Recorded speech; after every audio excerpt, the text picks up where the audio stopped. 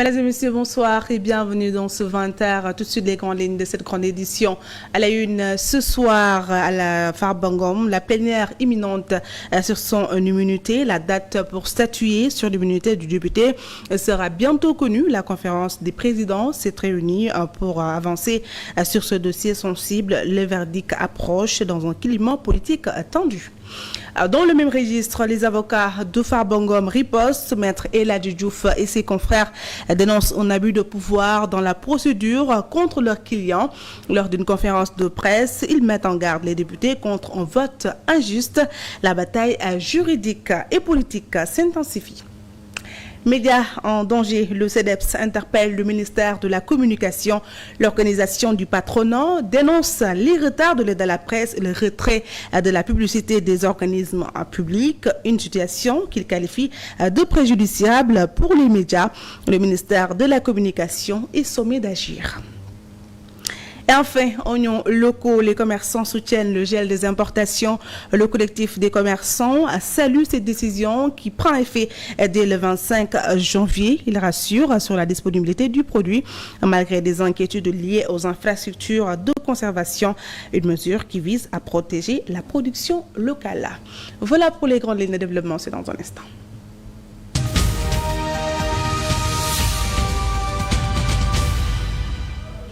Merci de rester fidèle à cette TV. En bref, très rapidement pour démarrer, les membres de la conférence des présidents de l'Assemblée nationale se sont réunis ce mercredi à 22 janvier dans la salle Marie-Joséphine Diallo du nouveau bâtiment.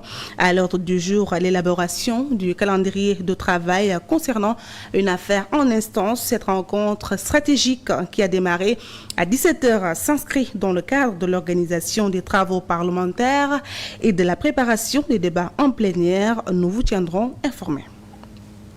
Et puis, le pôle d'avocats de Farba Ngom, dirigé par Maître El Hadji Diouf, a tenu une conférence de presse mercredi pour alerter l'opinion publique qui dénonce la levée imminente de l'immunité parlementaire de leurs clients accusés de blanchiment d'argent dans un rapport de la CENTIF. Selon la défense, cette procédure constitue une violation de ses droits, une affaire qui risque de secouer davantage le paysage politique.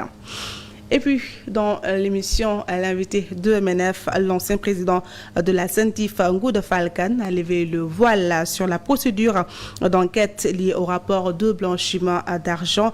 Après vérification, explique-t-il, le rapport est transmis au procureur chargé de donner suite. Il rappelle que la reddition des comptes demeure essentielle à une gestion transparente, une interview édifiante qui met en lumière les rouages de cette institution qu'il est. Regarde. La levée de l'immunité parlementaire du député Farba Ngom fait toujours fureur. Épinglé par le rapport de la CENTIF, il est accusé de blanchiment de capitaux. Un rapport transmis au procureur. L'ancien président de cette juridiction revient sur la procédure. Xool nañu déclaration yi am nañu loo xam ni soupçon de blanchiment de capitaux ou bien truc boo xam ni corruption moo ko lal ou bien détournement de deniers publics ou leneen ak leneen ñu transmettre au procureur. Mais le procureur fait son travail. Ni mu ko defee mu yeex mu gaaw. Mais ça c'est l'affaire de la justice. Bu joxee procureur, le procureur ne peut pas bloquer le dossier. Le procureur mënta bloquer le dossier. Un rapport automatiquement transmis au juge d'instruction pour l'ouverture d'une enquête judiciaire. Les résultats de l'enquête déterminent la suite à donner sur cette affaire. Quand le juge pense que le rapport bi ñu ko jox, les indices qui n'est que c'est pas suffisant, mais il va pas loin, il classe. Enfin, ça c'est le domaine de la justice. Mais en tout cas, il est obligé, quand il reçoit le rapport de la CENTIF, le procureur est obligé de transmettre en juge d'instruction ou une information judiciaire. Depuis leur accession au pouvoir, les nouvelles autorités font de la reddition des comptes une priorité. La bonne gouvernance est liée à la gestion, déclare-t-il. La réduction des comptes, c'est quelque chose qui est lié à la gestion. C'est une obligation de boy gérer ay pont war nga wax foo leen dugalal noo ko fa dugalee. CENTIF bu jotee dossier da ci liggéey fournir tous les éléments à sa disposition qui peuvent permettre au juge de travailler. vous transmettrez juge bi rapport bi li ci des ça ne l'intéresse plus. Les travaux de la commission ad hoc chargée de statuer sur la demande de l'immunité parlementaire du député Farba Ngom sont désormais terminés. La présidente du groupe parlementaire Takku Wallu Sénégal, Maître Aïssata Tall Sall, a quant à elle dénoncé la procédure.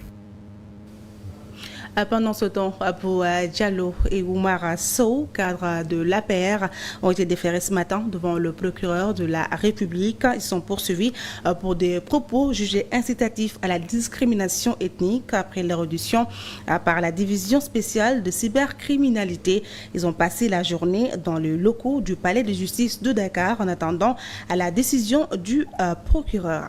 En bref, toujours, Seydi Gassama, directeur exécutif d'Amnesty International section Sénégal, plaide pour une réforme visant à supprimer les peines de prison pour des infractions liées à la liberté d'expression. Revenant sur l'affaire Farba Ngom, il dénonce les discours ethnicistes et appelle à un cadre légal mieux adapté.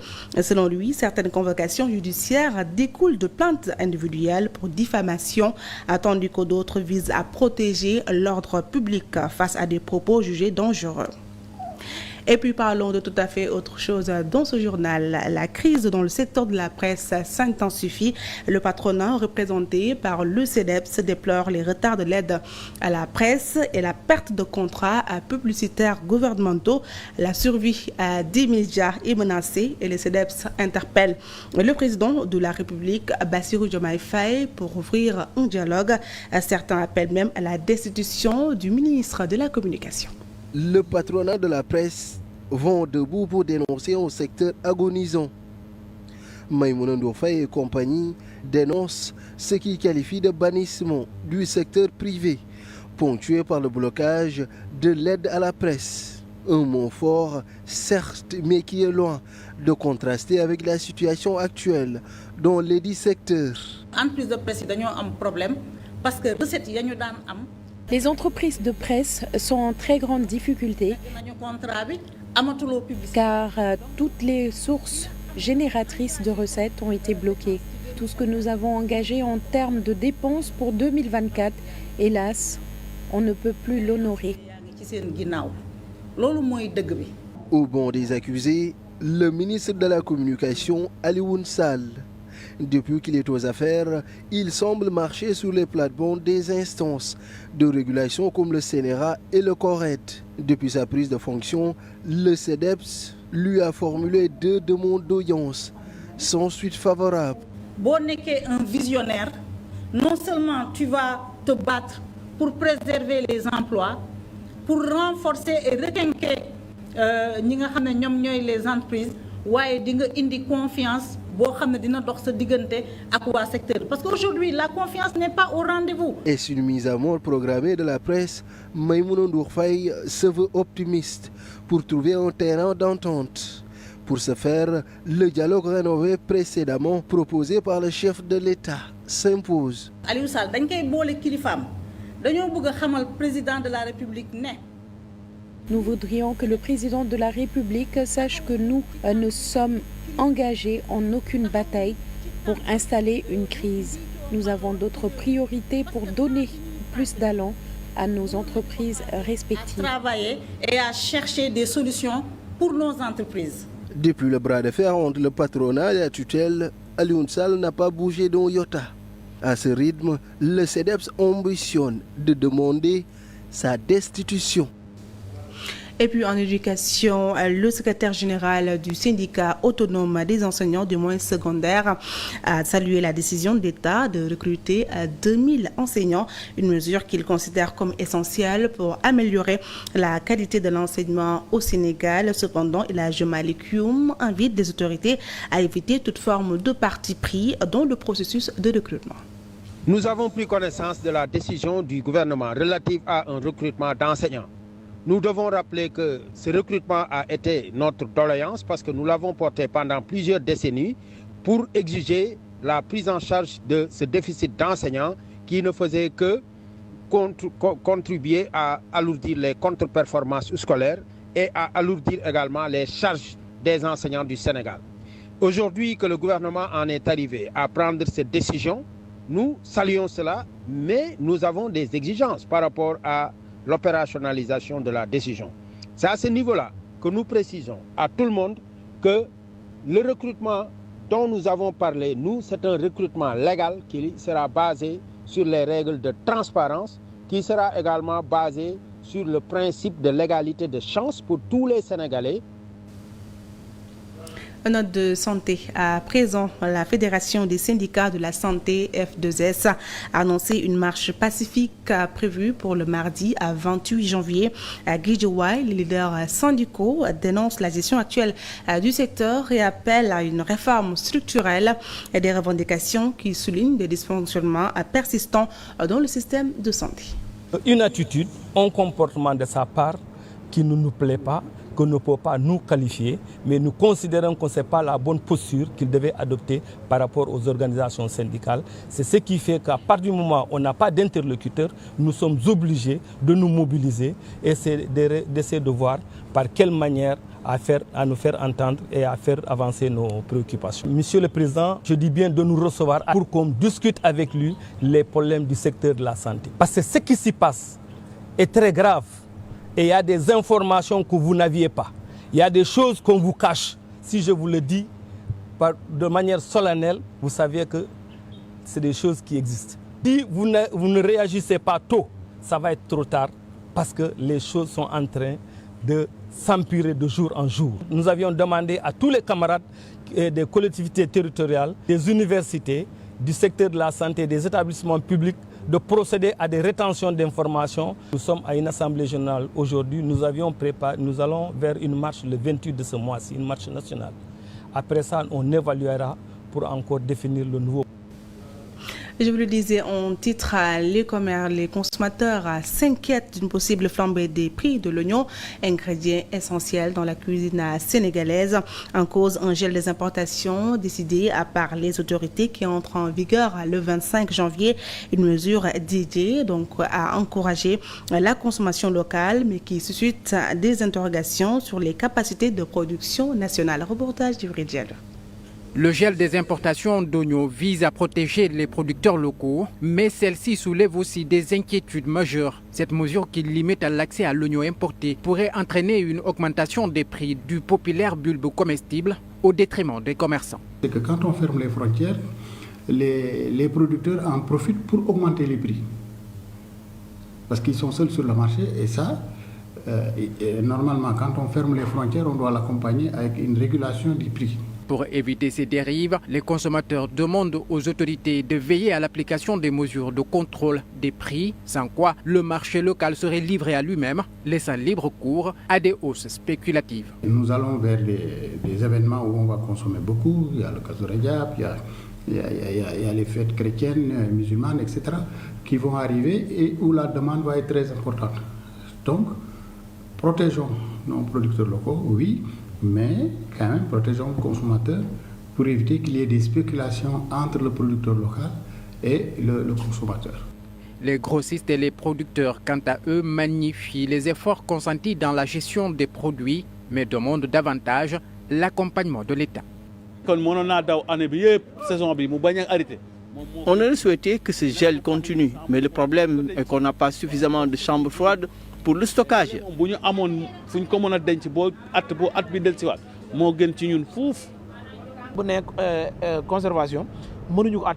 ne peut pas tout de suite avoir suffisamment de chambres froides, mais on pourrait au moins en avoir 30% à 35%.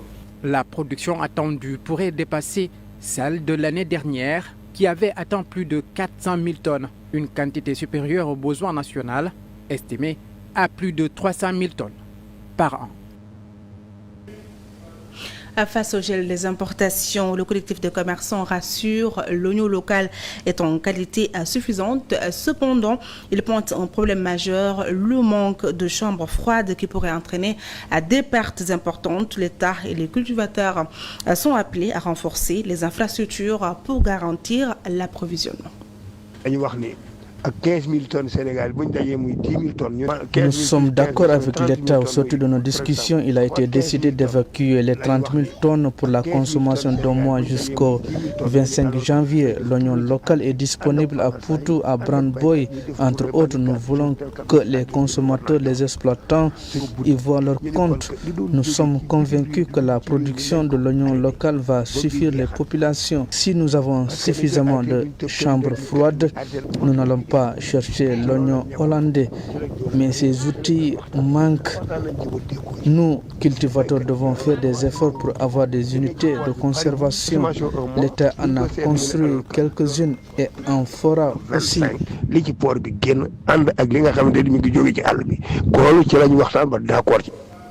À direction Ndoyen dans le département de Louga où depuis 8 mois l'accès à l'eau potable est devenu un véritable défi dépendant d'un forage éloigné. Les habitants parcourent des kilomètres chaque jour excédés et ils ont organisé une marche pacifique pour réclamer un forage local, une urgence sanitaire et sociale qui appelle une réponse rapide. Il s'agit d'une marche pacifique pour dénoncer le manque d'eau potable qui dure depuis 8 mois. Ces habitants du village de Ndoyen parcourent plus de 6 km chaque jour pour trouver de l'eau. Ça fait 8 mois qu'on n'a plus d'eau. On est obligé de parcourir 3 km 2 fois dans la journée, le matin, le soir, pour avoir de l'eau qui n'est même pas buvable. On est obligé d'acheter des sachets d'eau pour boire. Et ce n'est pas quelque chose qui peut satisfaire une maison de trentaine ou de quarantaine de personnes. Ces habitants de Ndoyen réclament l'installation d'un forage local comme solution durable. Ndoyen commune est raccordée à un forage qui est situé à quelques 22 km de Ndoyen. Et ce forage couvre au moins 6 à 7 communes, dont 120 quelques villages. C'est bien vrai que Ndoyen, actuellement, je peux dire qu'elle est à la périphérie. Raison pour laquelle la commune de Ndoyen réclame un forage ici implanté au niveau de Ndoyen. Le maire affirme avoir alerté les autorités à plusieurs reprises. Ce n'est pas de l'équité, mais c'est de l'inégalité, de l'inéquité. Parce que dans la région, il y a 3 départements. Nous avons que le PUDC a plus concentré ses réalisations au niveau du département de Linguère. Et que le département de Kaymer a toujours été laissé en rade. Et pour cela, vraiment aussi, nous remercions le ministre. Il nous a contacté et il va recevoir le comité. Pour les habitants de Ndoyen, le temps presse et leur demande d'un forage local reste un cri de cœur. Et puis l'actualité sportive nous mène à Kédougou où la Ligue régionale de football a distribué 150 ballons aux clubs, écoles de foot et associations sportives dans un élan de soutien au sport local. Alors cette cérémonie, un appel a été donc lancé pour préserver les infrastructures sportives et encourager les jeunes à s'investir davantage. C'est une correspondance de Mamadou Cissé. Le président de la Ligue régionale de football de Kédougou et son staff ont profité du premier match de Étincelle face à ASC Kolda qui s'est soldé sur le score de 1 but partout pour offrir une centaine de ballons donnés par un partenaire aux différents clubs de la région de Kédougou. Donc un lot de ballons qui a été offert par un partenaire de la Ligue régionale de football qu'on a redistribué aux clubs, aux écoles de football et à l'ensemble des mouvements associés à la Fédération sénégalaise de football. Ainsi, la Ligue régionale de football veut contribuer par le football au développement de la région de Kédougou. Et à travers ce projet-là, comme je l'ai dit tantôt, c'est un projet de développement du football de Kédougou. Donc on a une infrastructure, c'est-à-dire le terrain synthétique qui a été offert par la Fédération sénégalaise de football. Donc au-delà de l'infrastructure, maintenant, il faut se battre pour que les clubs, les écoles de football, les enfants de Kédougou aient du matériel pour développer le football.